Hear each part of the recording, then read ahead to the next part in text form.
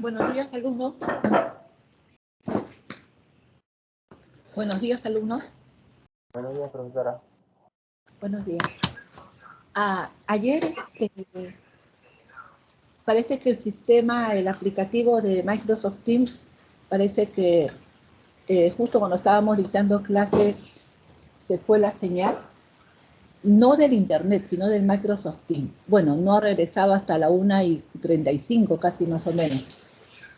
Bien, alumnos, de todas maneras hablé con su delegado para que les informara que la publicación de los exámenes ya la publiqué ayer, cerca de las 8 de la noche. Y bueno, cualquier reclamo que ustedes tuvieran, lo pueden hacer hasta hoy día a las 8 de la noche, también por el chat, pero debidamente sustentado, ¿ya?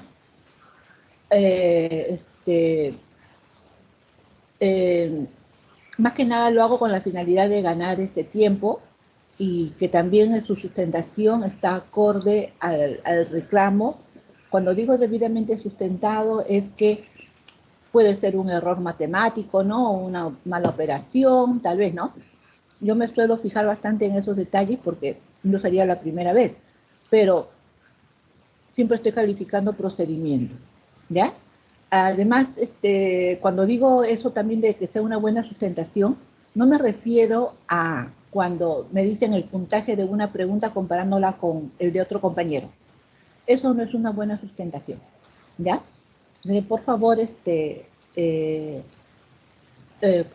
tienen hoy día hasta las 8 de la noche para hacer su reclamo del examen parcial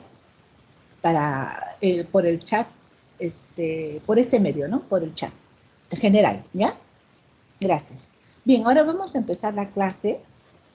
Sobre todo me interesa, hoy día ya concluimos con lo que concierne a torsión, para entrar a flexión. Vamos a ver. Bien, aquí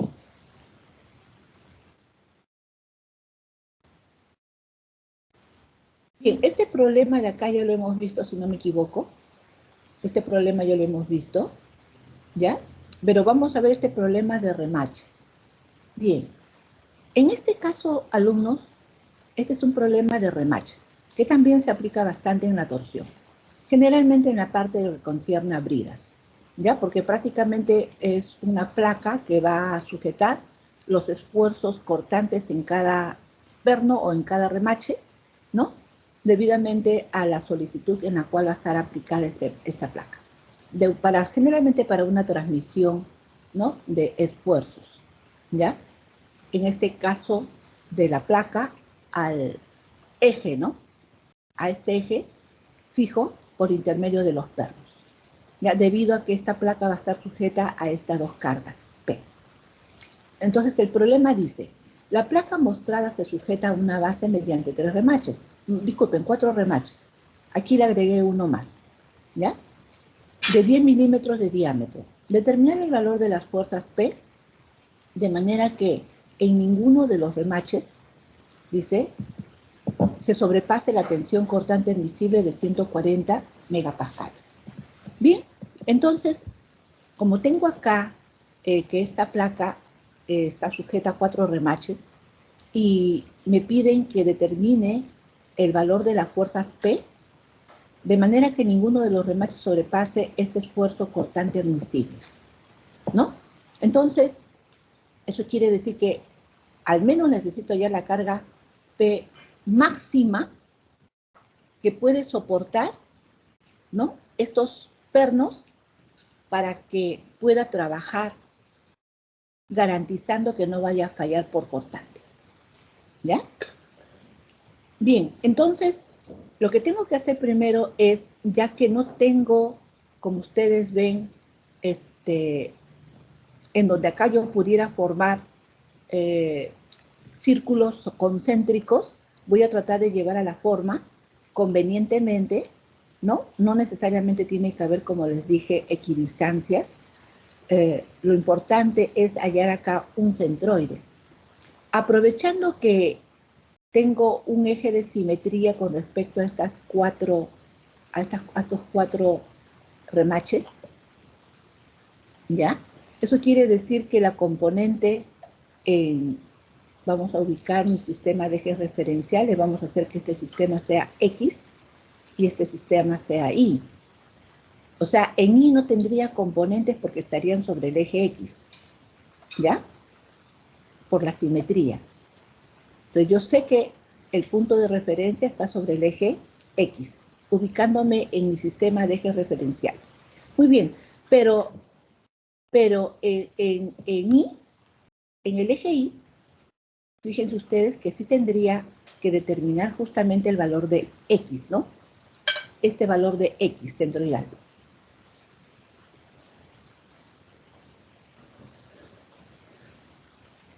Ok, por lo tanto entonces, si en caso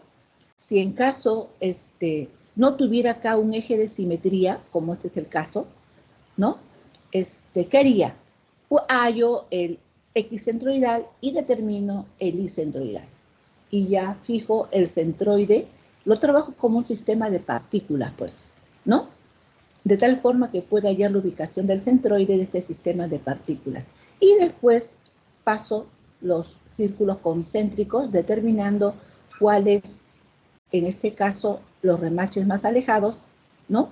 De acuerdo al radio, ¿ya? Y de ahí ya paso los círculos concéntricos, de repente es un círculo concéntrico, 2 círculos concéntricos, o de repente hasta 3 círculos concéntricos, ¿no? Lo importante es que lo pueda trabajar de esa forma, para, mediante la fórmula de la expresión que hemos determinado de resistencia de acoplamiento, que es el momento torsor, pudiéramos determinar justamente ese momento torsor que va a resistir los remaches, ¿no?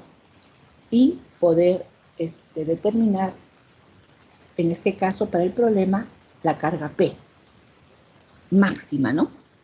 Bien, entonces esa es la idea, ¿ya? Entonces en este caso voy a aprovechar la simetría, por lo tanto voy a determinar este valor de X. Como les dije, si en caso no tuviera un eje de simetría, ninguno de los dos ejes fueren de simetría, ubico en X y en Y para poder determinar el centroide de ese sistema de remaches o de pernos, ¿ya? Bien, entonces ahora sí, determino acá, fíjense ustedes, ubicación de X, ¿no? Entonces acá tengo, serían, el valor sería, vamos a ver acá, este es el remache 1, el remache 2, el remache 3 y el remache 4, ¿ya? Ok, entonces, las distancias, acá 75, ¿no? Por el remache 1, aquí también 75 por el remache 2, ¿no?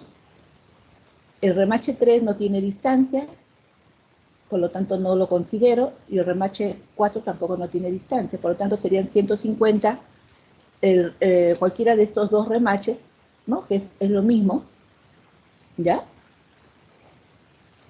Entre el número de las áreas, ¿no? Área su1, área su2, área su3, área su4. Determino ahí el valor de X, entonces me sale 37.5 milímetros. Ahí está. ¿Ya? Ya determiné el valor de X. Entonces ya hallé el centroide de este sistema, ¿no? En este caso, de las áreas, trabajándolo como que si fueran partículas, ¿no? Una vez que determino entonces este sistema, trazo los radios, ¿ya? Este radio de acá, ya que esto es 37.5 y esto es 75, esto debe ser 37.5 raíz de 5. Igualmente, este radio también tiene el mismo valor, ¿ya? Este radio de acá sería 37.5. Y este radio de acá sería, si todo esto valía 150 menos 37.5, ¿no? Eso es la diferencia, que sería 112.5, ¿ya? Fíjense entonces, tengo acá este radio que es el mayor de todos, 112.5, ahí tengo un primer círculo concéntrico, ¿no? Cuyo radio es 112.5. El otro círculo concéntrico tengo 37.5 por raíz de 5, este de acá. Trazo, este también tiene el mismo radio, y tendría un segundo círculo concéntrico respecto del centroide. Y el otro círculo concéntrico sería con este radio, ¿no? Este radio sería 37.5, ¿ya? Y ahí tendría un tercer círculo concéntrico. Por lo tanto, estoy llevando este sistema, ¿no? De esta placa a un sistema en donde hayan círculos concéntricos para que puedan absorber los momentos torsores que se generan debido a esta solicitud de cargas P. ¿Ya? Muy bien. Ya que estas cargas P, por tener una distancia respecto de sus ejes, va a generar un momento torsor respecto de las placas, ¿no? En este caso me estoy ubicando en el centroide, respecto del centroide. Muy bien. Vamos a determinar entonces justamente esos valores de las fuerzas internas, pero antes, fíjense ustedes, ya que tengo que equilibrar este centroide, ¿no? Voy a hallar el momento torsor que va a estar aplicado sobre ese centroide. Ese momento torsor va a ser igual, la distancia sería 100 milímetros más 125 serían 225, ¿no? La distancia entre las dos fuerzas, entre los ejes. Eso sería entonces 225 milímetros por P. Eso me está generando un momento torsor aplicado en el centroide. Ahí está, ¿no? El momento que me está generando, esto es un momento horario, ahí está el momento horario que está aplicado en el centroide, ¿no? De este sistema de remaches. Alumnos, ¿hasta ahí me han entendido, por favor?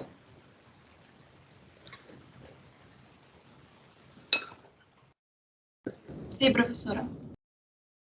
Bien, fíjense entonces que hasta ahorita lo que estoy haciendo es equilibrio, ¿ya? O sea, esto es, lo que estoy aplicando es lo que hemos aprendido, pues, ¿no? En estática, ¿ya? Bien, entonces, como ya tengo el momento que tiene que ser equilibrado por los remaches, ¿no? Yo no conozco las fuerzas internas de los remaches. No conozco la fuerza que está actuando en el remache 1, en el remache 2, en el remache 3 y en el remache 4. Pero, por la conservación de la energía, ¿no? Acuérdense ustedes que cuando yo voy a colocar la dirección de cada fuerza interna, se supone que tiene que contrarrestar este momento. Tiene que contrarrestar este momento para que sea lo más eficiente posible el trabajo de cada remache, ¿no?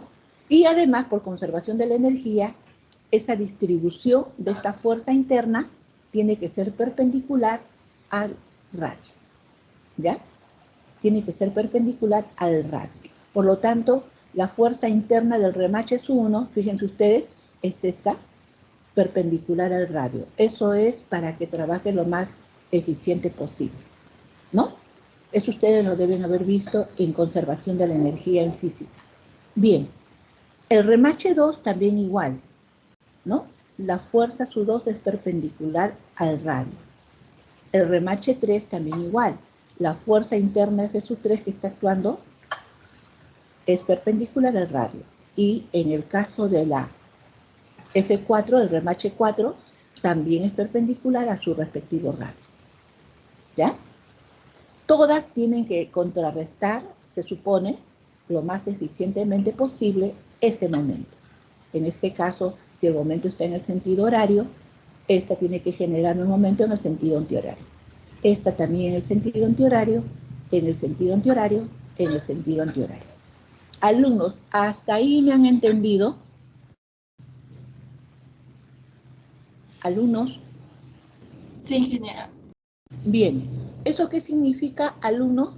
Que prácticamente todos los pernos están absorbiendo en alguna medida el momento torsor que está generando estas fuerzas P, ¿ya? Que justamente es lo que me están pidiendo que los determine.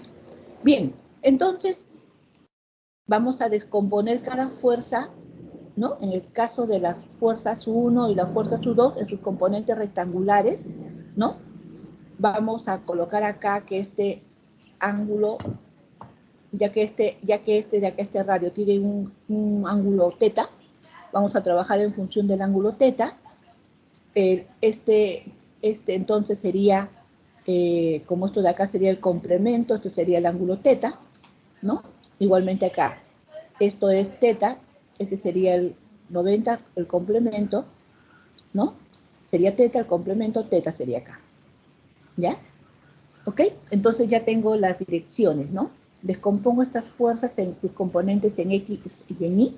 Ahí está, F1 seno de teta, F1 coseno de teta. Igual acá. Acá no hay ningún problema, ¿no? Porque está la dirección en Y. Acá sería F2 seno de teta, F2 coseno de teta, ¿no? Y acá también está en la dirección de Y, ¿no? Entonces no habría ningún problema. Entonces, ahora sí, ¿qué cosa es lo que tengo que hacer? Aplicar, ya que todas las voy a llevar al nudo, todas las voy a llevar al nudo para que trabajen todas, ¿no? En el nudo, las llevo con sus pares, ¿no es cierto? ¿Ok? Entonces acá, ya determiné la ubicación, ¿ok? Del equilibrio sumatorio de fuerzas horizontales. Tengo todas las componentes horizontales. F1 seno de teta menos el F2 seno de teta. Son las dos únicas, ¿ya? De todo el sistema. Y eso me sale acá, que F1 es igual a F2 en magnitud, ¿no? Sumatoria de fuerzas verticales. Sumatoria de fuerzas verticales tengo, fíjense ustedes, 4 componentes, ¿no? F1 coseno de teta más F2 coseno de teta. Disculpen, claro, sería F3 que está hacia arriba, menos F1 coseno de teta, menos F4 y menos F2 coseno de teta, ¿no? Son las 4 que están en el sentido del eje vertical. Y eso debe ser igual a 0, ¿no? Ahí está.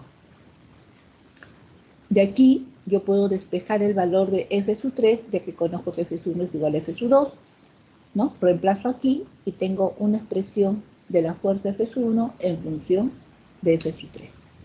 ¿Ya? Sería 2 raíz de 5 entre 6. Ya tengo entonces, justamente, fíjense ustedes, 2 ecuaciones, pero tengo 4 incógnitas, ¿no? Bien, entonces, voy a tomar momentos con respecto al centroide, ¿no? Con respecto a este centroide. También tiene que producirse el equilibrio, ¿ya?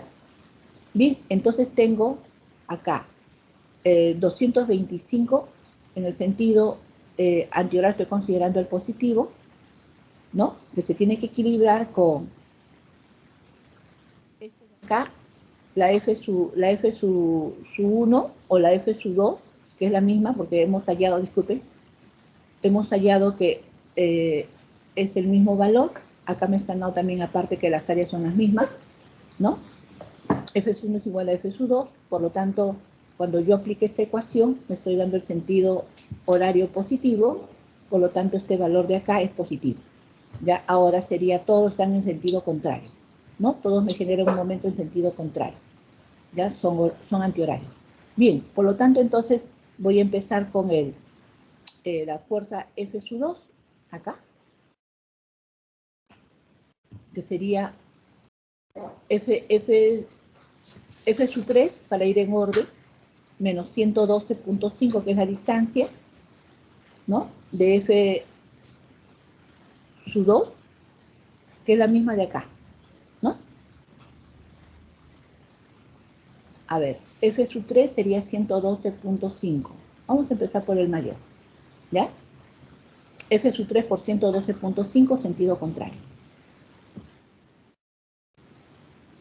Esto de acá, la F1 o la F2, ya que sabemos que es lo mismo, ¿no? Sería este valor de acá, 37.5 raíz de 5, por la F1, ¿no? Y a la vez también por este valor de acá, sería 2 veces, o F1 o F2, ¿no? Cualquiera de los es igual, ¿ya? Sería 37.5 raíz de 5 por F2, y por 2 también porque son dos momentos que tienen ese mismo valor, ¿ya? Ahí está. Y debido a la F3, que sería este de acá, sería 37.5 por la F4. Muy bien, ahí está. Yo tengo esto, Ahora, las fuerzas las puedo poner en función, ¿no?, de sus valores que hemos hallado en las otras ecuaciones, ¿no? Podemos simplificar las fuerzas y voy a hallar que la fuerza F sub 3 va a ser igual a 9/10 de P, ¿no? Entonces, ya tengo F sub 3 en función de P. Puedo hallar F sub 1 también en función de P, reemplazando el valor de F sub 3. Tengo este valor y tengo F sub 2 también en función de este valor, ¿ya? Ahora, como yo necesito trabajar con la fuerza más desfavorable, el perno más desfavorable es el más alejado. De estos 4 pernos, el perno 1, el perno 2, el perno 4 y el perno 3, el más alejado es el que tiene el mayor radio concéntrico. El mayor radio concéntrico es 112.5. Por lo tanto, este perno debe estar trabajando a su máximo valor, al esfuerzo cortante máximo. Pero como yo no conozco el esfuerzo cortante máximo, me están dando el valor del esfuerzo cortante admisible del perno o del remache, al menos sé que no me debo de sobrepasar de este valor. Por lo tanto, voy a suponer que el esfuerzo cortante máximo de este perno, ya que es el más alejado respecto del centroide, ¿no? Por lo tanto, ahí debe estar siendo aplicado la máxima, debe ser igual al admisible, a 140 megapascales, ¿ya? Estos también deben estar trabajando no a la máxima, porque acuérdense ustedes la proporcionalidad que tienen sus deformaciones angulares, en otras palabras, sus distorsiones angulares, ¿no?, son proporcionales a sus radios de concentricidad, ¿ya? Bien, entonces voy a trabajar con el valor con la máxima, el perno más alejado. El perno más alejado es el perno, disculpen, F sub 3, este perno el más alejado. Es por eso que este valor de F sub 3, ¿no?, el esfuerzo cortante es igual a F sub 3 entre el área sub 3. De acá saco el valor de F sub 3, ¿ya? Sería la máxima, en este caso el esfuerzo admisible, por el área sub 3, ¿no? Este perno me ha salido que es igual a 9/10 de P. Despejo el valor de P, hallo el área del remache, despejo el valor de P, me sale 12.217, ¿no? Newton. Eso quiere decir que el valor de P sería 12.217 kilonewton, ¿ya? Alumnos, ¿se han dado cuenta entonces cómo se trabaja? Prácticamente esto es todo, esto de acá es casi todo ese equilibrio, pero manteniendo el principio de la capacidad de acoplamiento, ¿no?, en este caso de los remaches, ¿ya?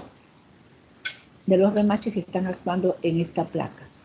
Acuérdense que esta placa se comporta prácticamente bastante bien aproximado a una articulación, ¿ya? Alumnos, ¿hasta ahí tienen alguna pregunta?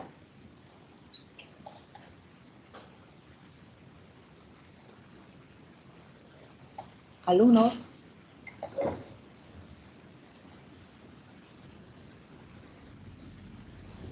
Alumnos, ¿hasta ahí hay alguna pregunta? Todo claro, profesora. Bien, esa es la idea. Así se trabaja con los remaches. Supongamos que acá hubieran habido más remaches, yo tengo que hallar, determinar su centroide de todos los remaches. Si no hubiera simetría, hallo en X y en Y el centroide y determino los círculos concéntricos, ¿no? Y determino el más alejado, ¿ya? El más alejado es el que se supone que tiene que al menos trabajar a este esfuerzo cortante admisible. Por lo tanto, esta respuesta sería el P máximo. Mayor a este no puede ser, menores a este sí, pero mayores a este no, ¿ya? Bien, entonces vamos a ver ahora como también una especie de repaso este problema y de ahí ya pasamos a lo que es flexión. Dice, el árbol ABC gira a 500 revoluciones por minuto y es accionado mediante un engranaje en el extremo A. Dice, acá, en B una polea absorbe la mitad de la potencia y el resto es absorbido en C. Dice, el tramo AB tiene un diámetro de 100 milímetros y en BC de 80 milímetros, ¿no? Son diferentes diámetros. El tramo AB tiene un diámetro, bueno, ya está. Si el esfuerzo cortante máximo que se origina en BC, en este tramo, es de 50 megapascales, determine la potencia transmitida en kilovatios y el esfuerzo cortante máximo en AB. O sea, me piden que halle la potencia que transmite el motor al engranaje, ¿no? En A, para que se transmita al eje AB y al eje BC, ¿no? Y quiere que esté en kilovatios. Acuérdense que ustedes, un vatio es igual a un newton metro sobre segundo, un vatio. Como acá estoy trabajando, me están dando el esfuerzo cortante en megapascales, puedo pasarlo a newton metro. Newton sobre metro cuadrado, ¿no? Un megapascal es 10 a la sexta newton sobre metro cuadrado. Bien, entonces ya que más o menos yo tengo la idea, necesito hallar la potencia en kilovatios entregada por el motor en el engranaje A y además hallar el esfuerzo cortante máximo en el tramo AB. ¿Ya? Aprovecho que me han dado el esfuerzo cortante máximo en BC. Voy a aprovechar justamente. Bien, entonces, vamos a ver acá. Miren, acá está el esquema. Esa potencia entregada me va a generar un momento torsor entregado por el motor. ¿Ya? Acuérdense que yo debo trabajar no en potencia, sino en el momento torsor. ¿Ya? Entonces, tengo acá el dato que me están dando en el tramo BC, me dan este valor máximo, voy a hallar su momento torsor. ¿Ya? Sería el momento torsor del tramo BC por el radio del eje BC entre el momento de inercia polar del eje BC. Despejo el momento torsor, ¿no? Acá reemplazo, voy a pasar todo a newton sobre metro cuadrado, ¿no? Acá tengo el momento polar que es, en este caso me dan que es 80 milímetros y el otro es 100.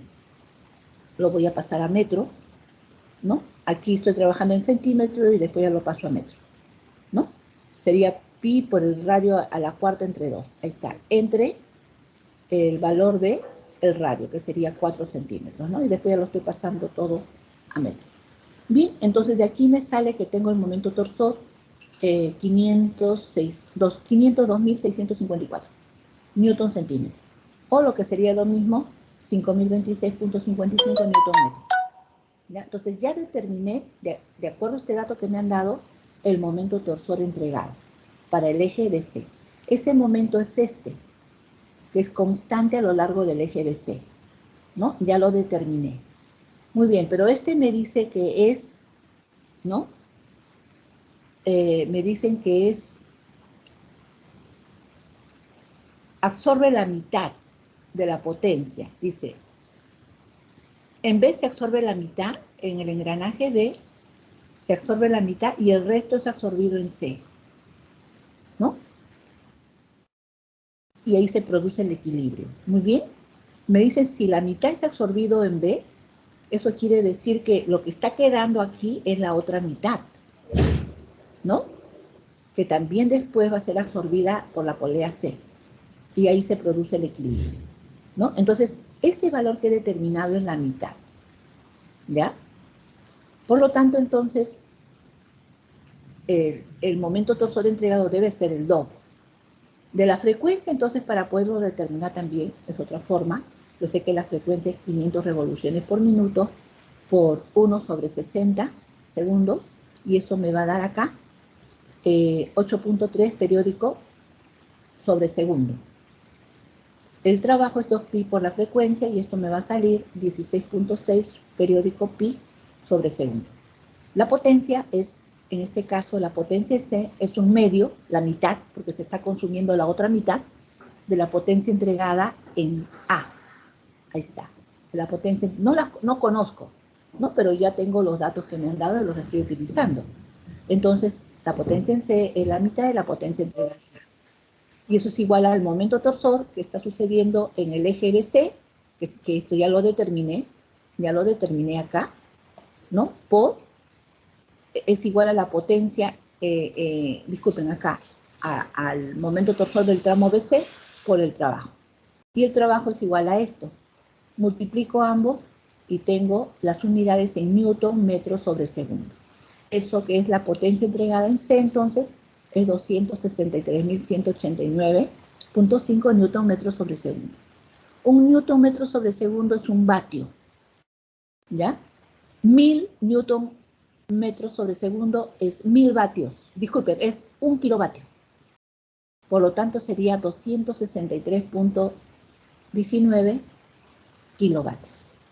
Ya estoy entonces, fíjense, hallando la potencia consumida en C, es 263.19 kilovatios. Como la potencia consumida en C es la mitad de la potencia entregada en A, es 2 veces entonces la potencia entregada en A, esa potencia va a ser 526.38 kilovatios. Alumnos, ¿hasta ahí hay alguna duda?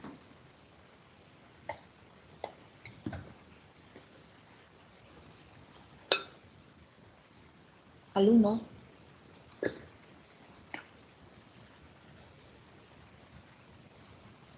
Alumnos, ¿está claro?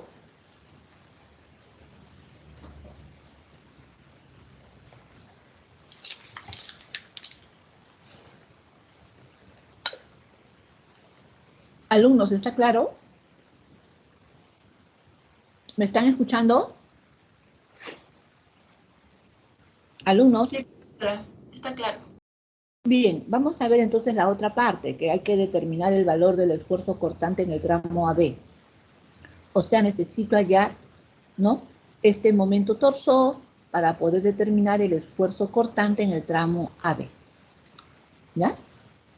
Bien, entonces, como la potencia entregada en A es 526.38 kilovatios, la potencia consumida en C es 263.19 kilovatios, yo voy a hallar pues los momentos torsores correspondientes a estas potencias, ¿no? Lo puedo hallar mediante la potencia, el momento torsor es igual a la potencia entregada entre el trabajo. Eso me sale 10.053, justamente ese sería este valor de acá, ¿no? Y el momento torsor en B me sale 5.026, ¿no? Que sería este valor de acá, ¿ya? Este momento torsor. O sea, ya tengo, si me pidieran el diagrama, ya tengo los valores de los diagramas. Entonces, el esfuerzo cortante va a ser en el tramo AB, el momento torsor en AB, que es este valor de acá, que se mantiene constante a lo largo del eje AB, por el radio, ¿no? El radio me lo dan en 100 milímetros, eso quiere decir que son 10 centímetros, el radio sería 5 centímetros, ¿ya? Y acá tengo el momento de inercia polar, ¿no? Pi por el radio a la cuarta sobre 2. Y después ya lo voy a pasar a centímetros. Ahí está. Esto me sale el esfuerzo cortante 5.120 newtons sobre centímetro cuadrado, lo que corresponde a megapascales, 51.2 megapascales. ¿Ya? Ahora, una pregunta también hubiera sido, ¿no? Aquí me dan este dato, pero me hubieran dicho cuál es la barra o cuál es el eje más esforzado.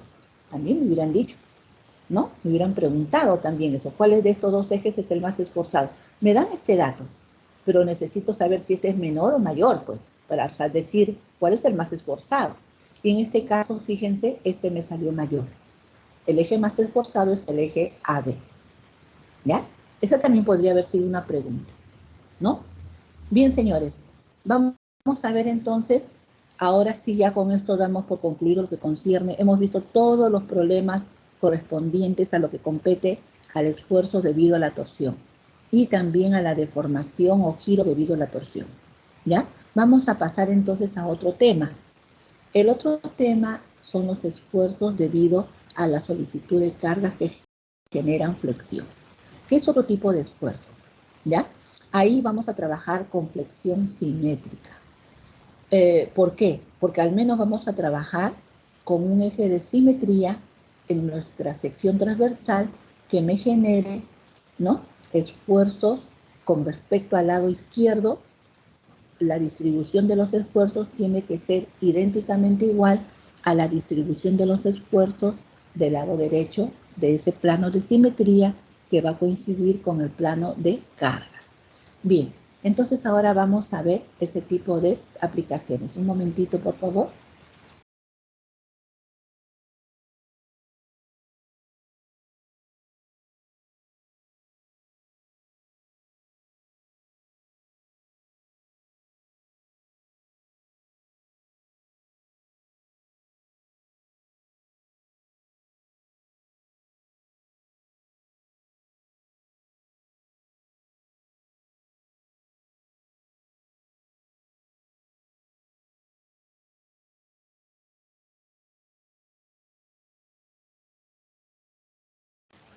Bien, alumnos, estoy compartiendo, por favor, mi pantalla. Ahora sí se ve. Bien. Vamos a ver entonces el tema de la flexión, ¿ya? Bien. Dentro de lo que es el tema de la flexión, vamos a ver la deformación por flexión de un miembro recto.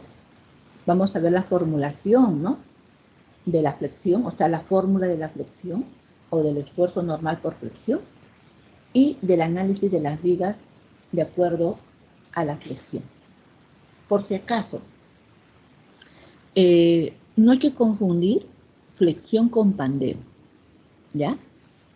Flexión se dice que una viga está en flexión o se flecta cuando tengo una solicitud de cargas aplicado sobre su plano de carga que coincide con el plano de simetría, ¿ya? Eso quiere decir que la viga se está flectando debido a esa solicitud de carga.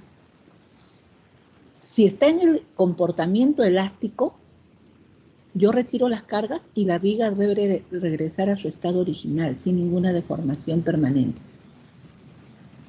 Entonces, se supone que estamos en el comportamiento elástico del material. Pero, ¿qué significa si yo a la viga le agrego una solicitud de carga sobre su plano de carga que está coincidiendo con el plano de simetría? Y retiro la carga, ¿no?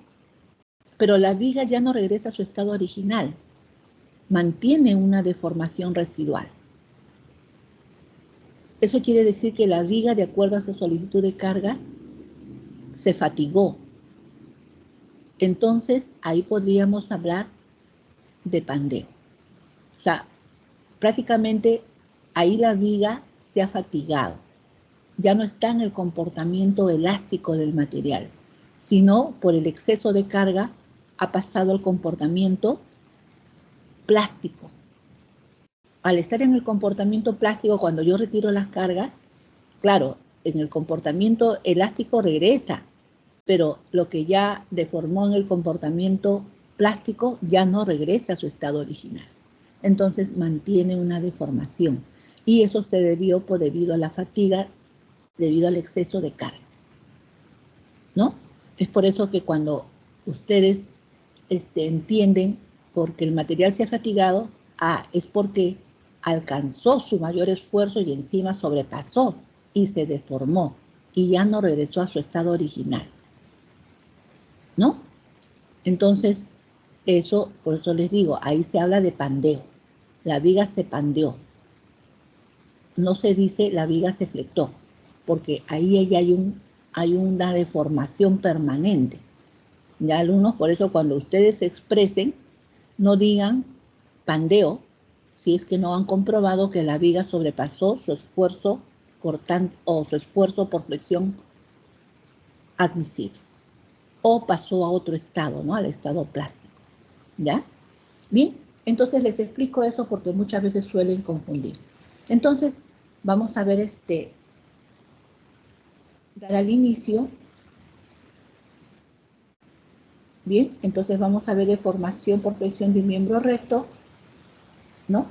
En este caso, alumnos, fíjense, una viga con un plano de simetría, dice, es sometido a pares iguales y opuestos, ¿no? Ahí está. Esta es la viga, ¿ya? Este es el plano de simetría de la sección transversal de la viga, que está coincidiendo, fíjense ustedes, con su plano de cargas. Este momento está sobre este plano de cargas que coincide con el eje de simetría de esta sección transversal, ¿ya? Estos dos momentos que ustedes ven, que están en ese plano, ¿no? Si ustedes aplican la regla de la mano derecha, su dedo pulgar, al aplicarlo acá, debe estar apuntando en este sentido, ¿no? O sea, ese momento es perpendicular a este plano de cargas, ¿no? Pero el momento está en este plano de cargas, ¿ya? La dirección del momento sí sería perpendicular a este plano de cargas, pero este momento que se le llama momento, que me genera flexión, ¿no? No es un momento que me está generando torsión.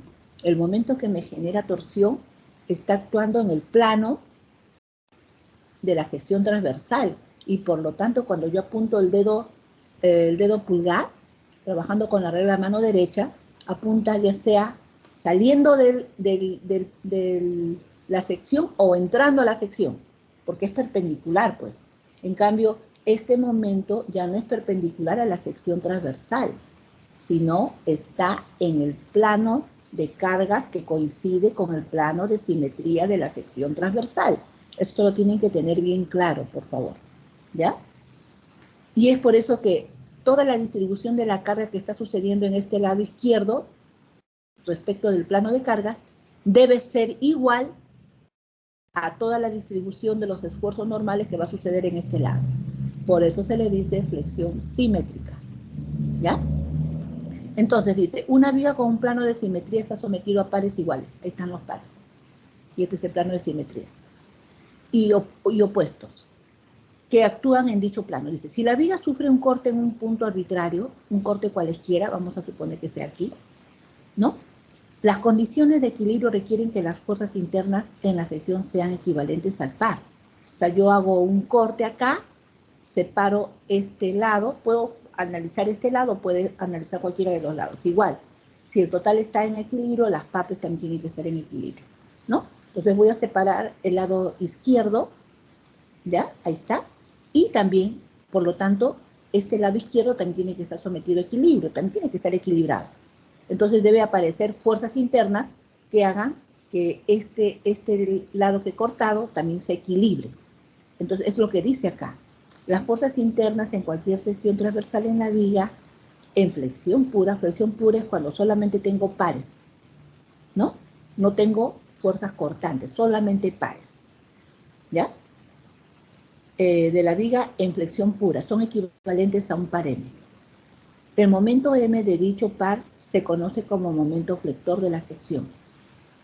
Como este ya es un momento interno, estos momentos que ustedes ven acá son externos, son aplicados, ¿no? Que se está generando para que se produzca el equilibrio. Pero cuando yo hago un corte en la viga, que es un corte imaginario para saber qué es lo que está pasando internamente en la viga, ¿no? Y analizo el lado izquierdo, como la parte que he cortado imaginariamente tiene que estar también equilibrada, van a aparecer fuerzas internas que equilibren este momento flector. Se le conoce como momento flector, ¿ya? Por lo tanto, entonces, esas fuerzas internas que dice acá, en cualquier sección transversal de la viga, como el caso del ejemplo flexión pura, porque solamente hay pares, no hay fuerzas cortantes, son equivalentes a este momento. Las fuerzas internas van a generarme un momento igual a este, ¿ya? Que lo estoy representando acá como el momento flector. Y ese momento M de dicho par se conoce como momento flector, porque es el interno, ¿ya? Estos de acá son externos o aplicados. Este es aplicado, pero este es interno, porque está apareciendo cuando yo he realizado un corte para saber lo que está pasando internamente en la viga. ¿Ya? A eso se le dice momento flector en la sección. Bien.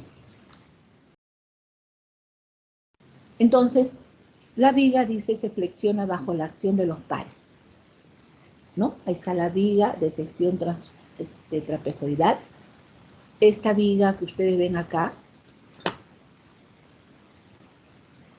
esta viga, este segmento de viga, debido a estos pares, fíjense ustedes, se flexiona de esta forma. No digo pandeo, se flexiona. ¿Ya? Está actuando solamente por intermedio de estos pares. Y cuando solamente se flexiona debido a estos pares, este arco es un arco de círculo de radio, por así decirlo, ¿no? De un determinado radio ρ, siempre y cuando sea solamente afectado por momentos flectores, ¿ya? O momentos aplicados, o flexión pura, como se dice. Ya, entonces la viga, dice, se flexiona bajo la acción de los pares, pero permanece simétrico con respecto al plano de simetría. Acá. Este es mi plano de simetría. Ahí se permanece simétrico también. Dice, como el momento flector M es el mismo en cualquier sección de la viga, claro, porque si yo hago mi diagrama de momento flector, ¿no? Se mantiene con un momento positivo, se mantiene constante y cierra con este negativo. Y ya está. Eso quiere decir que para cualquier punto a lo largo de del tramo AB, el momento es constante. Entonces dice, como el momento flector M es el mismo en cualquier sección de la viga, entonces se flexiona uniformemente. La línea AB, que era originalmente recta, como ustedes ven, AB inicialmente era recto.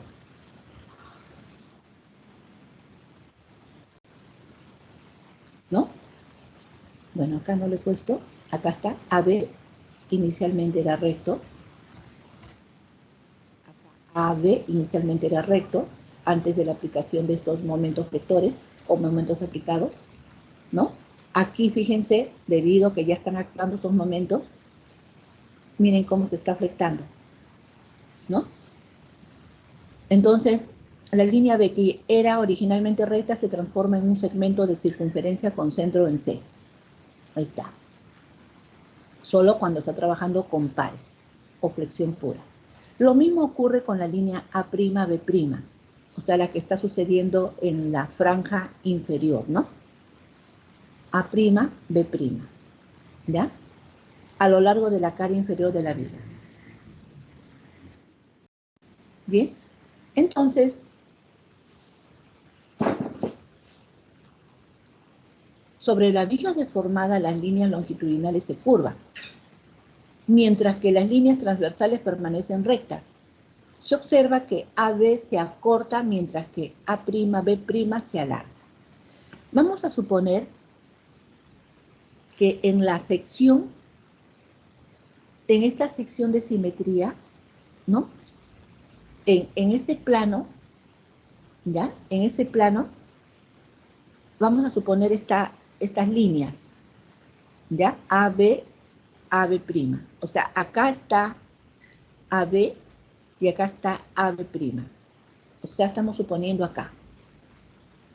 Acá. Acá está A, B, A'B', ¿no? O sea, sobre ese plano. Cuando no se deforma. ¿Ya? Acá está. Y ahora, fíjense, el plano se deformó debido a que están actuando ahora estos momentos flectores, ¿no? Y fíjense ustedes, esto de acá, miren cómo se está curvando, como que si fuera un árculo de círculo, ¿no es cierto? ¿No? Pero son paralelas, ¿ya? Esta sección no se ha labiado, permanece recta. Antes de la aplicación de las cargas era recta. Después de la aplicación de la carga se mantiene recta. Igualmente esta. Pero ¿qué está sucediendo con esta línea AB? AB antes de la aplicación de la carga era igual que A'B'. Pero una vez que aplico los momentos, ¿no es cierto? Esta línea de acá se acorta y esta línea A'B' se alarga. Eso quiere decir que respecto de la línea original, AB se acortó, ¿no? Hay un acortamiento. Y esta A', B' respecto de la línea original A', B' se alargó. Eso quiere decir que estas fibras de acá están en compresión porque se están acortando. Y estas fibras que están por debajo están en tracción porque se están alargando. Alumnos, ¿me entendieron esa parte?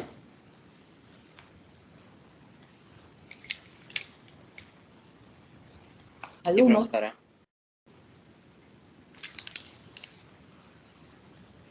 Bien. ¿Qué significa eso? Que estas líneas se estén acortando y estas líneas se estén alargando. Quiere decir que debe haber un punto intermedio en donde debe haber un plano, ¿no? Un plano en donde esa longitud sea igual a la original. ¿No? Porque estoy pasando de acortamiento a alargamiento. O sea, estas fibras se acortan y estas fibras se alargan. Eso quiere decir que debe haber un plano en donde no se produce ninguna deformación. Eso quiere decir que el esfuerzo en ese plano debe ser igual a 0. Y a ese plano se le llama plano neutro. ¿Ya? Que interceptado con la sección transversal se le llama eje neutro. Entonces, eso habría que determinarlo. Porque ese plano me va a determinar esta distancia, ¿no? De la fibra más alejada en compresión y me va a definir ese plano la distancia de la fibra más alejada en tracción, ¿no? Eso es importante porque de acuerdo a eso yo voy a hallar los valores máximos en compresión y en tracción debido a la flexión, ¿ya? Entonces dice acá, entonces debe existir una superficie paralela a las caras superior e inferior, donde la deformación, un momentito,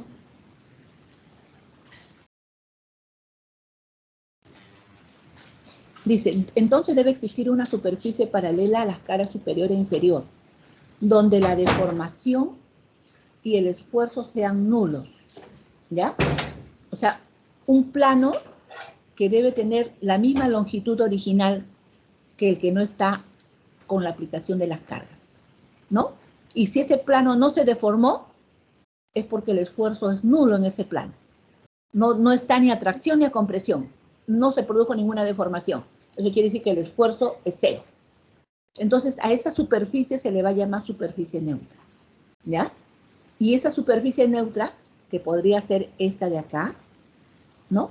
Me va a definir la distancia de la fibra más alejada en compresión, ya que todas estas fibras por encima de ese plano neutro van a estar en compresión y todas las que están debajo, ¿no? Todos los planos que están debajo de ese plano neutro van a estar en tracción, ¿no? O sea, alargándose, ¿ya? Entonces ya saben lo que es el concepto de superficie neutra. Y eje neutro se le dice cuando este plano que está en el sentido longitudinal, intercepta la sección transversal, ¿no? Aquí. Vamos a suponer que sea este el plano de la superficie neutra, acá está, ¿ya? Y ese plano, trabajando ya en la sección transversal, está interceptando con mi sistema de ejes coordenados, ¿no? Y vamos a suponer que ese origen de mi sistema de ejes coordenados pase por el centroide de esta sección transversal. Vamos a suponer, mejor dicho, no lo vamos a suponer todavía, ¿ya? Lo voy a poner un punto O, porque por ahí al menos debe ser mi origen de mi sistema de ejes coordenados, pero no estoy suponiendo que sea el centroide, ¿ya? Bien, entonces ya tengo más o menos la idea de lo que concierne a lo que es la superficie neutra y el eje neutro. Entonces, la superficie neutra es representada por DE, ¿ya? Ahí está, DE.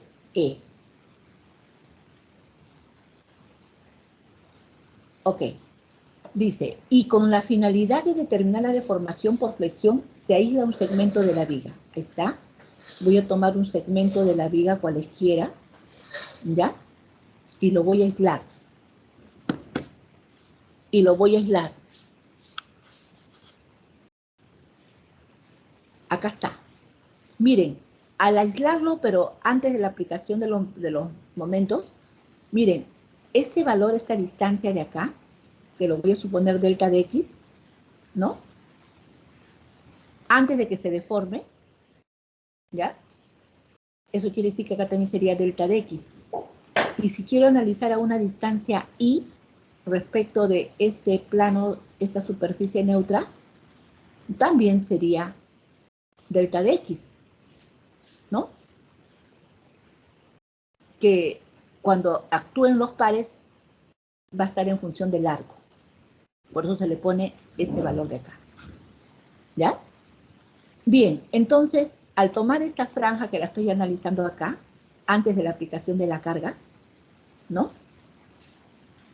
Entonces ya lo tengo definido, que esta superficie neutra no se va a deformar, se mantiene con delta de x, y este valor, antes de la aplicación de la carga a una distancia y, también se va a mantener con delta de x. ¿Ya? Una vez que aplico las cargas, los momentos, fíjense ustedes, se deforma. Como ustedes verán, tengo acá mi plano de E, que es el plano de la superficie neutra, en donde esta distancia es igual a la distancia original, ¿ya? A la distancia original. O sea, no se ha deformado, no se ha alargado ni se ha cortado, ¿no? Por lo tanto, el esfuerzo en ese plano neutro es 0, ¿no? Y el análisis que se va a hacer a una distancia I sobre esa superficie neutra, para saber qué cosa es lo que está pasando en esa fibra, ¿ya? Entonces, al radio ρ, ya que esto está pasando por la superficie neutra, lo voy a llamar el radio ρ, ¿ya? Este ángulo comprendido sería del segmento, sería θ. Este valor a esta línea punteada sería ρ menos I, ¿ya? Y mi sistema de ejes coordenados los estoy poniendo en el eje O, donde ahí voy a ubicar mi sistema de ejes coordenados, ¿ya? Por la simetría, aprovechando la simetría de la estructura.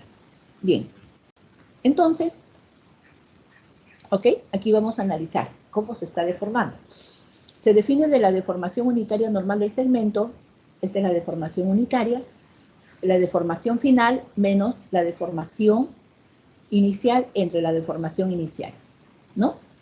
Donde yo puedo determinar que esta deformación inicial, bueno, en este caso, después de la aplicación de la carga, ¿no? Este valor de acá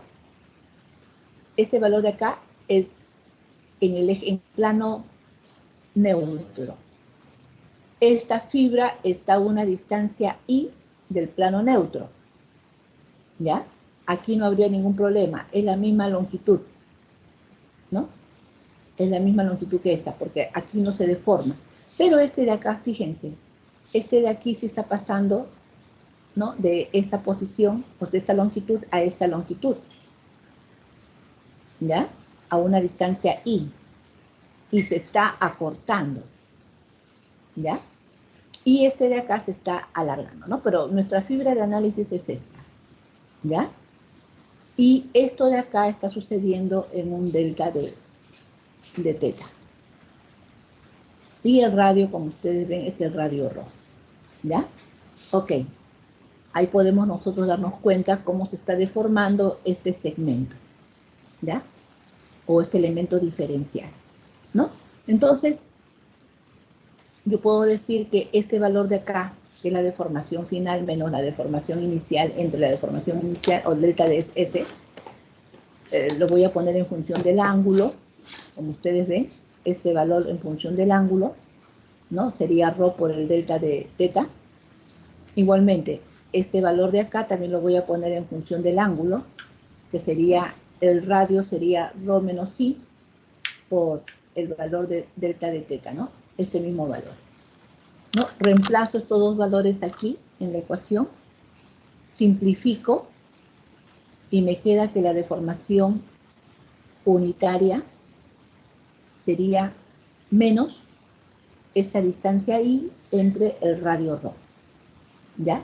El negativo, ¿por qué? Porque me indica que es compresión. Esta fibra, fíjense ustedes que está por encima, ¿no? Esta fibra acá que está con líneas punteadas rojas, se está acortando. Esa fibra, ese plano que está pasando por ahí se está acortando. Entonces lo que me está indicando es que se está produciendo el acortamiento. ¿Ya? Y si hubiera yo analizado uno por debajo, hubiera salido seguramente positivo, ¿no? Eso quiere decir que se está alargando, ¿ya? Entonces, esa deformación unitaria en el sentido longitudinal sería ese valor de la distancia I de la fibra de análisis entre el radio ρ, el radio de curvatura, ¿no? De ese arco. Bien, entonces ya tengo este concepto. Este concepto es justamente la deformación por flexión de un miembro recto. ¿Ya? Se dan cuenta, se mantiene la relación, ¿no? Hay proporcionalidad, ¿ya? Porque este radio ρ es constante. ¿Qué es lo que va a cambiar? El valor de I. Si yo le agrando el valor de I, ¿qué va a pasar con este valor? La deformación unitaria va a crecer. Si yo disminuyo este valor de I, ¿qué es lo que va a pasar con la deformación unitaria? Ya que el radio es constante, va a decrecer, ¿no? ¿Se dan cuenta de la proporcionalidad que existe? ¿Ya? Bien, entonces, vamos a continuar entonces. La deformación unitaria normal, entonces, por flexión, entonces, está dada mediante esta expresión. Se le dice deformación unitaria normal por flexión. O también se dice deformación unitaria normal por flexión longitudinal. Longitudinal, ¿por qué? Porque acuérdense ustedes, esto es longitud, esto es longitud. Estoy agarrando un segmento de viga, ¿ya? Y acá lo podemos observar, ¿no? Esta es una longitud de una viga y acá fíjense cómo se flecta la longitud de la viga, ¿no? Ok. Bien, entonces ya hemos determinado, ¿ya? La deformación unitaria normal por flexión. Ya sabemos que ese valor va a ser igual a la distancia de la fibra de análisis, ¿no? Entre el radio de curvatura, ¿ya? De esta fibra de análisis. Bien, entonces, si quiero ya la deformación máxima, ya que hemos visto que esa deformación unitaria tiene su distribución proporcional debido a esta ecuación de acá, ¿no? O sea, cuanto más alejado esté, aquí, esta deformación va a ser mayor en compresión. Y si estuviera por acá, la fibra de análisis, cuanto más alejado esté, va a ser la deformación unitaria en tracción mayor, ¿no? Ahí podemos observarlo acá. Deformación unitaria máxima en compresión, ya que este valor es de las fibras que están en compresión, ¿ya? Y estas de acá son las que están en tracción, y esta sería la deformación unitaria mayor en tracción, ¿ya? Y obedece esta ley, pues, esta ley de distribución de las deformaciones unitarias. Ya yo le doy valores ahí acá y voy graficando esta ley, ¿no? Y ahí yo puedo observar entonces, fíjense, antes de la solicitud de los pares, ¿no? En los extremos de la viga, y después de la solicitud de los pares en los extremos de la viga, ¿no? O en cualquier fibra que desee analizar, ¿no? Ahora, si yo quisiera hacer que este valor sea mucho más pequeñito, o sea un diferencial de X, ¿no? Entonces estoy trabajando en un punto. Ahí puedo ver cómo es la variación también en un punto, ¿ya? Alumnos, ¿hasta ahí me han entendido, por favor?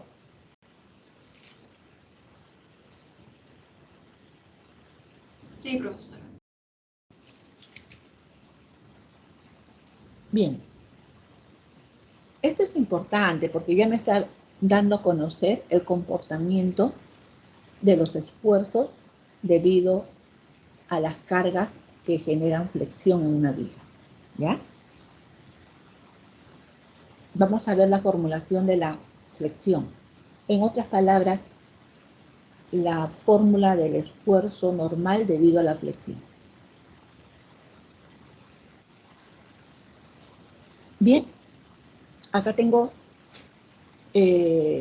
dice, debe existir una expresión que relacione la distribución de esfuerzo y el momento flector, que actúan en la sección transversal de la viga. En otras palabras, yo lo que aquí he determinado es deformación unitaria y he determinado su distribución de la deformación unitaria. Pero puedo trabajar también con la distribución de los esfuerzos, ya no con la deformación unitaria, sino con la distribución de los esfuerzos, que me relacione con el momento flector, ¿no? Que ha sido aplicado en la viga.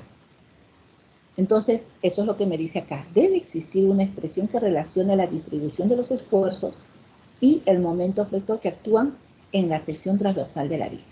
Para ello, una viga de sección circular es sometida a flexión pura, la cual revela su superficie neutra.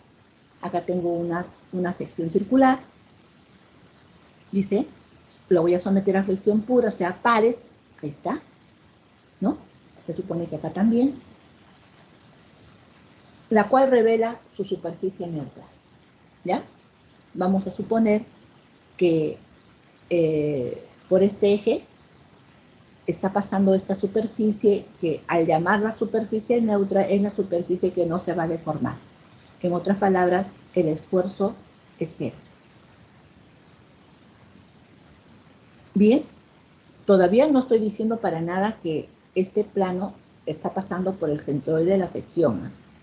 Eso lo vamos a demostrar, ¿ya?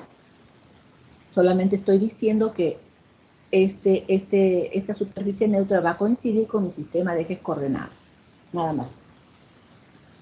Bien, entonces acá tengo el eje de simetría, que ya saben ustedes que va a coincidir con el plano de cargas, ¿no? Este es el eje longitudinal, esta es la superficie neutra, y este es el eje, al interceptar esta superficie neutra con la sección transversal, ¿no? Esta línea que se forma se le dice eje neutro o eje de flexión, ¿ya? Bien, entonces, se supone que la viga es de un material de comportamiento elástico lineal. Estamos en el comportamiento elástico, de modo que la ley de Hooke se cumple. Yo sé que la ley de Hooke que me dice que el valor del esfuerzo normal a que es igual al módulo de elasticidad o módulo elástico por la deformación unitaria, ¿no? Reemplazando la ley de Hooke en la expresión de la deformación unitaria normal determinada en la sección anterior se tiene. Lo que nosotros hemos determinado es esta relación de proporcionalidad, ¿no? Esta relación de proporcionalidad. Esta de acá en la que hemos determinado nosotros. Para el esfuerzo máximo. Este es para cualquier valor de cualquier fibra de análisis y esta es para el esfuerzo máximo. En este caso el máximo de compresión. Por acá también hay un máximo de tracción, ¿no?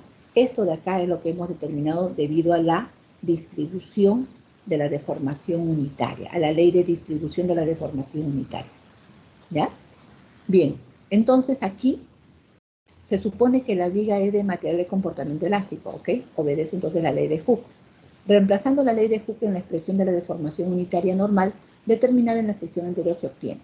Muy bien, acá voy a reemplazar esta ley de Hooke, voy a despejar la deformación unitaria y la voy a poner en función del esfuerzo normal. Sería el esfuerzo normal entre el módulo de elasticidad. Ahí está. Y lo igualo a esta expresión, ¿no? De la deformación unitaria. Y despejo el valor del esfuerzo normal. Ahí está. ¿Ya? Entonces ya tengo, fíjense ustedes, la ley del esfuerzo normal en cualquier punto, ¿no? A una distancia I, ¿no? Entonces, este es con respecto al esfuerzo a una distancia I. Cuando esa distancia I alcanza el valor máximo de la fibra más alejada respecto del plano neutro, es el esfuerzo normal máximo. Si esto es un que se está cortando, acá se está alargando estas fibras y acá se están acortando estas fibras que obedecen esta ley, ¿no? Fíjense cómo se acorta. Esta se acorta más, se acorta menos, pero obedece esta ley. Esta ley de proporcionalidad que me la brinda la ley de Hooke. Igualmente acá, ¿no? Esto lo puedo también poner de esta, así como de esta forma, ¿ya? Porque si se dan cuenta es lo mismo que ponerlo de esta forma. Solamente que aquí ya me está diciendo, esto es lo que se acortó. Estas fibras se están acortando, miren, y obedece esta ley, ¿ya? Y acá con respecto a los esfuerzos, igual, ¿no? Porque estos esfuerzos son de compresión, está aplastando estas fibras y estos están haciendo que se alarguen, ¿ya? Y a la distancia ahí, este es el esfuerzo. Por lo tanto, entonces, fíjense, tengo el valor de ese esfuerzo en función del esfuerzo normal máximo, ¿ya? Bien, entonces, analizando un elemento diferencial de A, sobre esa superficie voy a tomar un diferencial de área, ¿ya? Este de acá. Se debe satisfacer, dice que la fuerza resultante debe ser igual a 0, ¿no? Para que esté en equilibrio, ya que si el todo está en equilibrio, la parte también tiene que estar en equilibrio, en este caso el elemento diferencial de área. Entonces, dice que la fuerza resultante debe ser igual a 0. Entonces, sumatoria de fuerzas en X debe ser, la fuerza resultante debe ser igual a 0. Entonces, lo que voy a hacer es hallar la integral de todos los diferenciales de fuerza y eso debe ser igual a 0. ¿Y ese diferencial de fuerza qué es igual? Ese diferencial de fuerza vendría a ser el esfuerzo aplicado sobre ese diferencial de área por el diferencial de área. ¿No es cierto? Ahí está. Este diferencial de fuerza es el esfuerzo por el diferencial del área. La integral de eso, del área, me va a dar el valor y acá voy a reemplazar el valor del esfuerzo por este valor de acá. Reemplazo ese valor del esfuerzo,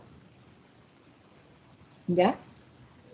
Despejo todo lo que es constante, es el esfuerzo máximo, normal máximo, ahí está.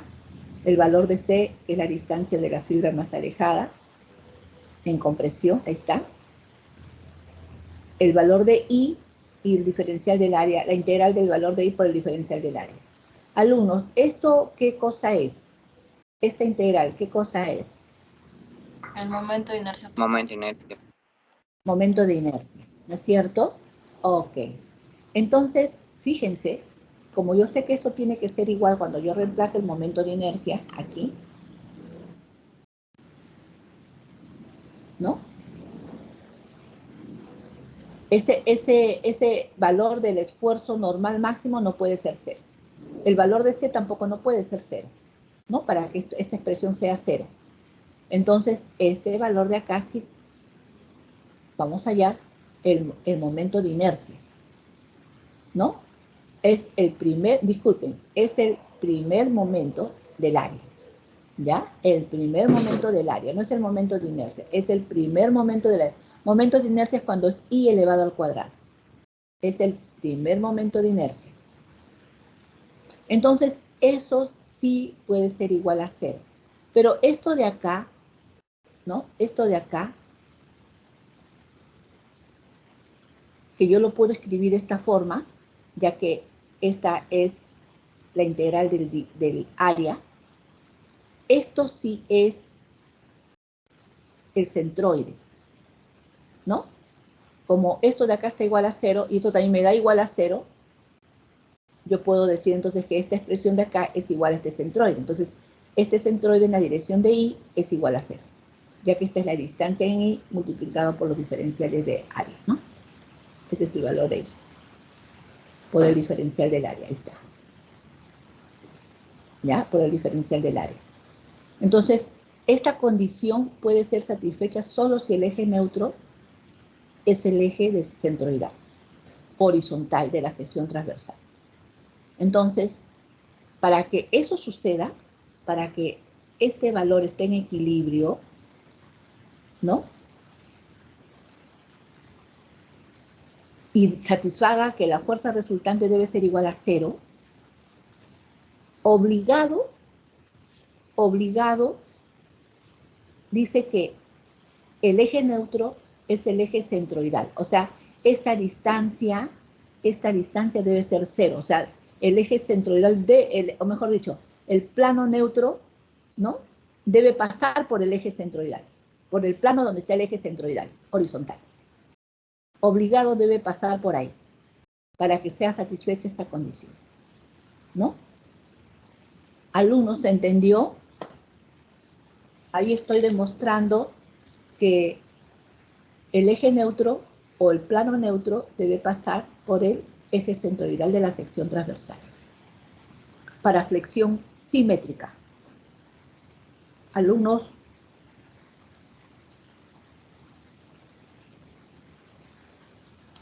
Sí, profesora.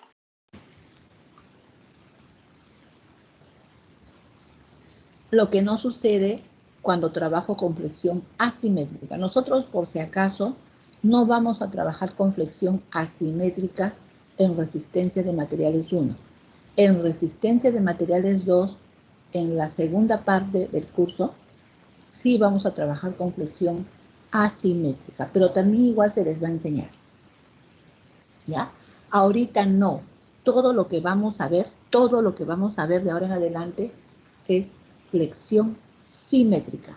En otras palabras, cuando yo tenga mi sección transversal, al menos debo de tener un eje de simetría. Y por ese eje de simetría debe estar pasando mi plano de cargas. ¿Ya? Bien, entonces, ya hemos demostrado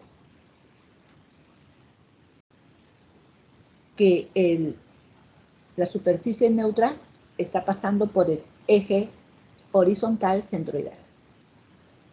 Bien. Entonces, analizando un elemento diferencial del área, se debe satisfacer que el momento resultante debe ser igual al momento producido por la distribución de esfuerzo, ¿no? O sea, esto de acá, alumnos, es de mi primera condición de equilibrio, ¿no? Sumatoria de esfuerzos en X o la resultante debe ser igual a 0. Pero no solamente es la única condición de equilibrio que debe de cumplir. La otra condición de equilibrio es esta de acá, ¿no? Que sumatoria de momentos con respecto al eje Z, este es el eje X, este es el eje Z, este es el eje Y. Entonces, acá me están generando flexión con respecto al eje Z, ¿no? Este diferencial de la fuerza me genera una distancia Y. Si yo multiplico este diferencial de la fuerza por esta distancia Y, estoy generando momento respecto del eje Z. ¿Lo están visualizando, alumnos? Apliquen la regla de la mano derecha aquí, en este diferencial de la fuerza, ¿no? Sobre el eje Z. Mi dedo pulgar no apunta al eje Z. Esta fuerza tiende a entrar de esta forma, ¿no? Tiende a entrar de esta forma. Entonces el momento que se está generando está en el plano, está en este plano. Este plano de ahí está coincidiendo con mi plano de carga. Este plano de simetría coincide con mi plano de cargas. ¿Ya?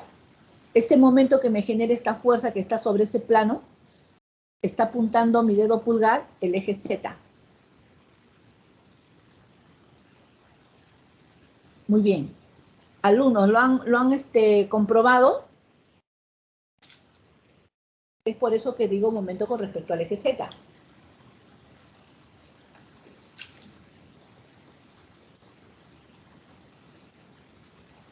Alumnos, bien. Sí, profesora.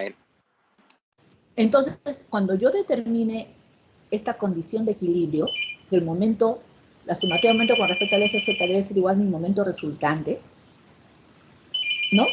Y ese momento resultante yo sé que debe ser ese valor de I por el diferencial de la fuerza, la integral de todos esos valores de I por los diferenciales de la fuerza, para hallar ese momento, reemplazo el valor del diferencial de la fuerza. El diferencial de la fuerza es el esfuerzo normal por el diferencial del área. ¿Ya? Donde yo sé que este valor del esfuerzo normal es un SI sobre C, el esfuerzo normal máximo. Lo reemplazo acá. Y tengo esta expresión. Despejo lo que es constante, el esfuerzo normal máximo y la distancia de la fibra más alejada, que es la distancia C, ¿no? Y me queda la integral de la distancia, esta distancia I elevado al cuadrado, por el diferencial del área, la integral de esa expresión, ¿no? Del área. Esto sí es el momento de inercia, ¿ya? Esto sí es el momento de inercia. No hay que confundir con lo anterior que hemos determinado, ¿ya? Esto sí compete, ¿no? Al I centroidal, a la distancia centroidal, o los primeros momentos del área. A esto también se le llama los segundos momentos del área, ¿ya? En alguna bibliografía lo van a encontrar como los segundos momentos del área. Bien, entonces ya tengo que estos los segundos momentos del área o el momento de inercia del área o de la sección transversal.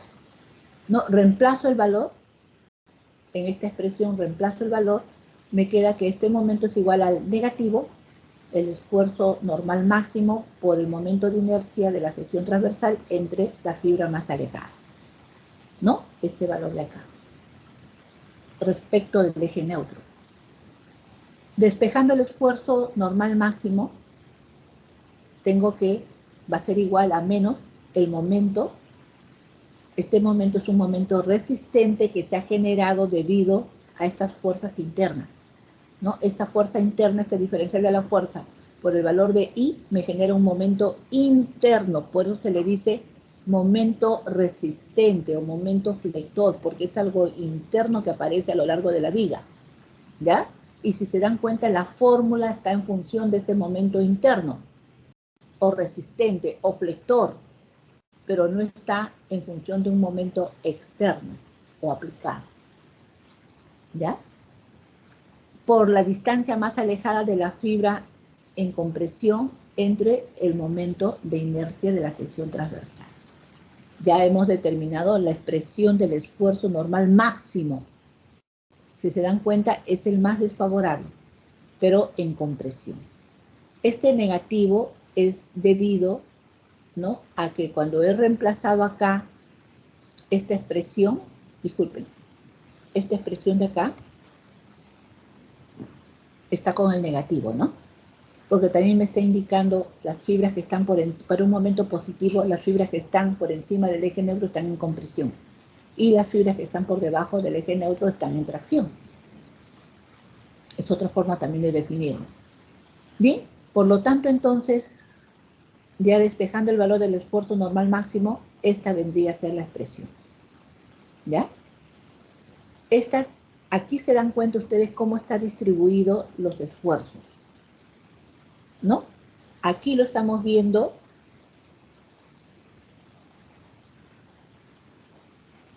lateral. Esto que hemos graficado acá, ahí está la ley. Esta ley es la misma que esta, solamente que para que ustedes lo visualicen, o sea, esto de acá continúa, ¿no? Es la misma que esta, ¿ya? Es la misma ley. Pero acá se ha puesto de esta forma para que ustedes vean que estas fibras están siendo aplastadas o comprimidas y estas fibras están siendo alargadas, ¿ya? Bien, y esto mismo que está viendo en lateral, en alzada, lo estamos viendo acá, ¿no? Lo estamos viendo acá, pero en isometría, ¿ya? En isometría. Bien, entonces, ya tenemos la expresión entonces del momento, la expresión del esfuerzo normal máximo en función del momento resistente, del momento interno. La fibra más alejada, que he analizado, la que está en compresión, y el momento de inercia respecto a la sección transversal, en este caso la sección circular. ¿Ya? Bien, entonces, en su expresión general, ¿no? El esfuerzo normal máximo, yo sé que es igual a esta expresión. pero para su expresión general, o sea, que ya no sea la fibra más alejada, sino que sea la fibra, una fibra cualesquiera, una distancia I. ¿No? Vamos a suponer que sea esta fibra de acá. ¿Ya? Quiero hallar el esfuerzo a esa distancia. Ya no va a ser la máxima a una distancia C, sino a una distancia I. Entonces la expresión me dice, el momento es constante para la sección. Esto no cambia, es una constante.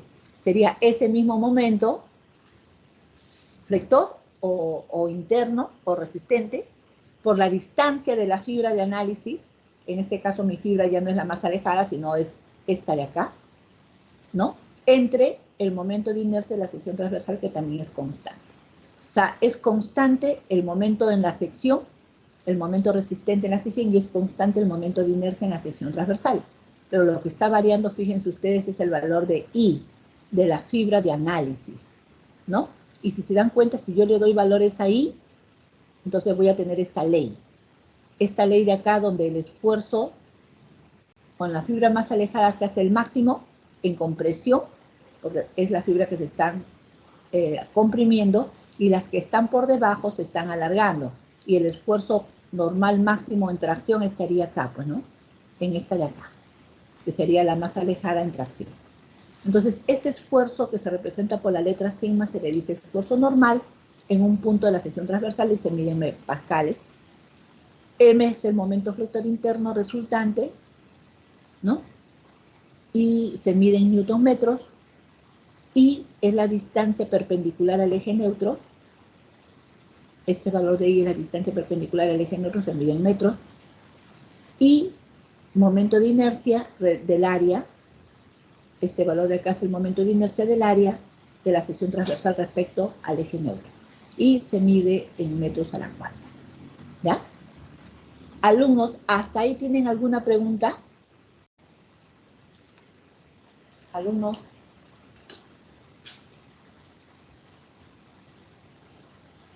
No, profesora, todo claro. Bien.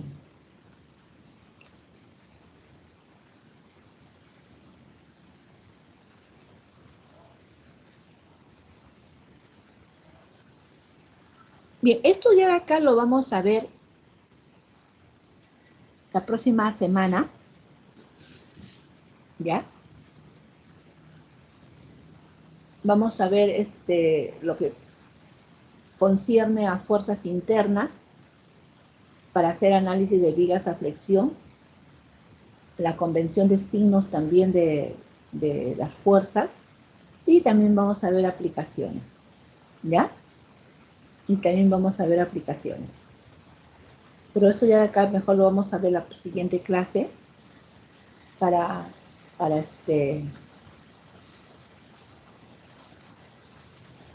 porque ya estamos entrando a lo que es ya flexión y a la convención de signos. ¿Ya? Esto de acá ya lo vamos a ver la próxima clase, alumnos, pero al menos ya pueden ustedes ir revisando su bibliografía respecto a los esfuerzos, o en este caso la deducción de la fórmula de la flexión, debido a las cargas que me generan flexión. Simétrica, ¿no? Flexión simétrica. ¿Ya? Bien, alumnos, voy a pasar lista entonces.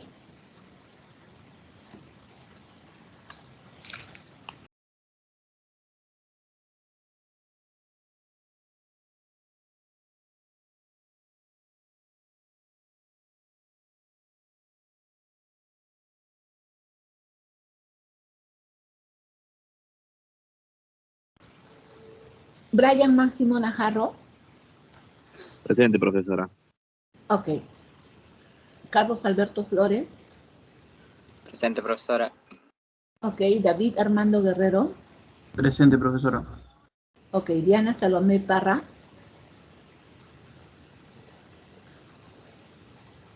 ¿Se encuentra Diana Salomé Parra?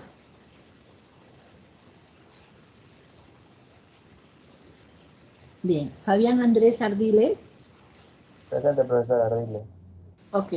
Frank Modesto Contreras. Presente, muy buenas tardes. Buenas tardes. Caricio Sebastián Huacre.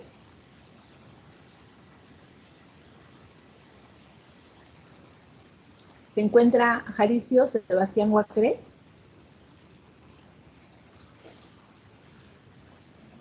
No se encuentra, ¿no? Jefferson Paul. Ah, ya. Ya. Ok. Ya me mando. Jefferson Paul Encalada. Sí, ingeniero presente. Buenas tardes. Buenas tardes. John Aldo López. Presente, profesora. Ok. John Michael Mendoza. Presente, profesora. Ok. Leopoldo Dante Ramos. Presente, profesora. Ok. Luis Fernando Torres Villegas. Ok, ya le escuché. Mochen Manuel Aguirre. Presente, ingeniero. Buenas tardes. Buenas tardes. Nayeli Rodríguez Pérez. Presente, profesora. Ok. Nick Fabián Guapaya.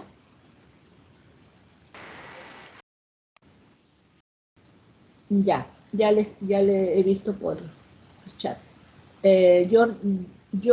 Roger Nino Pariona. Presente, ingeniero. Buenas tardes. Buenas tardes. Joycel Córdoba Macedo. Presente, ingeniero Macedo. Ok. Nayeli Rodríguez. Sí, Bien, profesora. ¿alguien más que...? Ah, ya, ok. ¿No hay alguien más que no le he llamado? ¿Están todos? Profesora, Sí. el alumno Ordóñez me justificó su falta. Está en provincia y hoy día está teniendo problemas con el internet. Ah, ya. Ordóñez, ¿no? Ya. Ordóñez, Ok. mira. Ya. Alumnos, por si acaso, ¿cómo se llama? Les hago recordar, ¿no? Ayer entregué las notas por el chat para que ustedes lo revisen y por favor le comenté a su delegado para que hoy día hasta las 8 de la noche puedan hacer sus reclamos debidamente sustentados, ¿ya? Por el chat también general, ¿ya? Bien, alumnos, entonces, creo que mañana tienen práctica, ¿no? Y ya tenemos que ir viendo también cuándo va a ser el examen final, ¿ya? Porque acabamos la primera semana, si no me equivoco, de abril. Y ya la próxima semana vamos a ver cuándo voy a tomar el examen final, ¿ya? Bien, alumnos, pero váyanse preparando, por favor, ¿ya? Ok, esta clase, ya subí todas las clases, solamente me estaría faltando esta clase nada más. O ya está, ya la subí también. Ya la subí, sí, ya la subí, me olvidé. Ya, alumnos, entonces ahí nos vamos a quedar, ¿ya? Entonces, por favor, estudien, mañana tienen su segunda práctica. Por favor, traten de mejorar sus notas. Gracias.